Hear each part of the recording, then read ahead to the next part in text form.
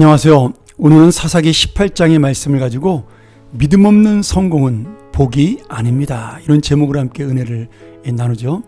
미가의 이야기가 17장에 이어서 이 18장에도 계속됩니다. 미가가 자기 마음대로 집에 제단을 쌓고 우상을 만들고 스스로 제사장이 되어 하나님이라고 부르며 그렇게 살아가는데, 그 동네에 한 레위인 청년이 베들레헴에서 이 에브라임 지방으로 이주를 오게 됩니다. 미가는 그 청년을 만나서 그가 레위인 곧 제사장 지파란 이야기를 듣고는 그 자리에서 계약을 맺어 자기 가정을 위한 개인 제사장으로 고용을 하죠. 이 제사장까지 드려 제사를 잘 지내면 하나님께서 더 많은 복을 주실 것이라고 생각을 한 겁니다. 이 레위인 청년도 먹고 살 길을 찾아 여기까지 왔는데, 이제 튼튼한 직장, 안정된 직장에 제사장으로 스카우트 되었으니 얼마나 기쁜 일이 생긴지 모릅니다. 미가의 집에서 제사도 지내주고 복도 빌어주면서 개인 가정의 제사장으로 그렇게 행복하게 살아가죠. 그러던 어느 날 더 어이없고도 황당한 일이 벌어지는데요. 단지파 사람들이 정착한 땅을 찾지 못하고 방황하다가 미가의 집에 오게 됩니다.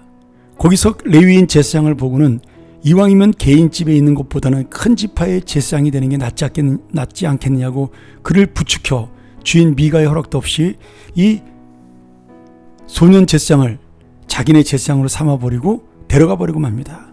나중에 미가가 이 소식을 듣고 제사장을 찾으러 쫓아가지만 단지파가 더 힘이 세니 빼앗지 못하고 포기하게 되고, 단지파는 하나님의 뜻을 구하는 제사장을 구했으니까 우리도 이제는 복받고 정착할 땅을 얻게 될 수 있겠다고 좋아하면서 떠나갑니다. 완전히 자기 마음대로 살아가는 미가, 레위 제사장, 단지파가 합동으로 부패하고 타락한 이야기를 보여주고 있습니다. 여러분, 성경은 이 어이없고 황당한 이야기를 자세하게 들려주면서 우리에게 너도 그렇게 살 수 있다라고 경고하고 있는 겁니다. 여호수아서 19장 47절에 보면 단지파는 원래 예루살렘 산맥의 아랫부분인 소라와 에스다올에서 시작되는 산간 지방과 서쪽으로 지중해 연안에 위치한 요바에까지 이르는 비옥한 해안의 평야를 하나님의 땅으로 할 땅을 받았습니다. 이 단지파의 인구수에 비해서 그 땅이 생각보다 넓지 않기 때문에 그 땅을 다 차지해야 풍족하게 살 수 있는데, 거기에는 이미 누가 살고 있냐면 블레셋 사람들, 가사 사람, 아스돗 사람들이 살고 있었습니다. 그러니 이 단지파 사람들은 그 블레셋 사람이 두려워 그 땅을 정복하지 않고 엉뚱한 곳으로 떠돌이 생활하다가 가나안 최고 북쪽 지방인 라이스 지방을 침략해서 그곳에 정착하게 됩니다. 우리가 16장에 살펴봤지만 삼손의 부모가 바로 단지파 출신입니다. 그는 라이스 지방으로 오지 않고 하나님이 주신 땅을 지켰던 그런 모습을 볼 수가 있었죠. 어쨌든 이 가나안 땅 최고 북쪽에 있어서 강한 부족이 없던 이 라이스 지방에 내려가다가 미가의 집에서 머무르며 레위인 제사장을 만나고 그를 빼앗게 됩니다. 그리고는 하나님이 주신 복이라고 스스로 생각을 하면서 미가의 우상과 드라빔까지 몽땅 훔쳐가죠. 그리고는 실제로 라이스를 정복하고 이 라이스 지방의 이름을 자기 지파의 이름인 단이라고 바꿔 부르면서 하나님의 복으로 우리가 여기를 얻었다라고 자랑합니다. 실제로 잘 사는 것처럼 보이죠. 그러나 단지파는 이곳에서 우상 숭배에 빠지게 되고 북이스라엘에서 우상을 숭배하는 중심지가 되어 북이스라엘 백성들의 영적 타락과 멸망을 주도하는 지역이 됩니다. 이후로 성경에서 이들 지파에 대한 기록을 찾아볼 수가 없죠. 역대기서에 보면 단지파에 속한 인물에 대해서는 한 명도 언급되어 있지 않고, 요한계시록 7장에 나오는 구원받은 12지파의 명단에도 단지파는 아예 이름이 없습니다.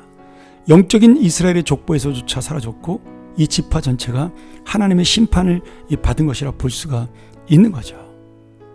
오늘 여러분, 이 잘못된 기복신앙, 수단 방법을 가리지 않고도 나만 잘 되면 그것을 하나님의 복이라고 믿는 잘못된 이 신앙생활, 그것을 통해서 어떻게 사는 것이 옳은가를 보여주지 못하는 그러한 망해버린 사람들의 결과를 보여주는 것이 바로 단지파입니다.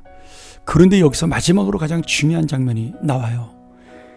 사사기 18장 30절에 단자손이 자기들을 위하여 그 새긴 신상을 세웠고 모세의 손자요 게르솜의 아들인 요나단과 그의 자손은 단지파의 제사장이 되어 그 땅 백성이 사로잡히는 날까지 이르렀더라. 여러분, 지금 계속해서 미가의 집서부터 시작해서 이 분란의 주인공이 되고 있는 레위인 소년 제사장이 누구예요? 모세의 손자입니다. 모세의 손자. 위대한 신앙의 리더였고 강력한 지도자였던 모세의 손자가 결국 3대를 넘기지 못하고 먹고 사는 문제 때문에 이렇게 타락하는 제사장이 되었다는 사실을 보여주고 있는 무서운 말씀입니다. 사랑하는 여러분, 오늘 무엇이 복일까요? 오늘 내가 믿음대로 사는 것이 복이요, 이 믿음을 이어서 자손에게 전하는 것이 복된 삶이라는 사실을 우리가 깨달아야 합니다. 다시 한번 이 말씀을 통하여 하나님의 은혜와 복을 놓지 않는 인생이 되게 해달라고, 우리의 가정과 우리의 자손이 이 믿음을 놓지 않고 사는 복받는 인생이 되게 해달라고 우리 함께 기도하겠습니다. 하나님 아버지, 오늘 우리가 이 말씀을 통하여 가슴을 치며 우리의 마음을 돌아보게 하여 주옵소서. 단지파가 혹시 내 모습은 아닌지, 먹고 살 길 때문에 믿음을 포기한 모세의 손자인 그 제사장이 바로 내가 아닌지 다시 한번 돌아보며 오늘 우리가 정말 복받는 인생이 무엇인지를 깨닫고 믿음을 놓치지 않는 인생, 믿음을 놓치지 않는 가정, 믿음을 남기는 하나님의 성도가 되게 하여 주옵소서. 그 믿음으로 살고 그 믿음으로 나아가며 이 믿음이 우리를 살리는 귀한 하나님의 은혜가 되게 하여 주옵소서. 예수님의 이름으로 간절히 기도합나이다. 아멘.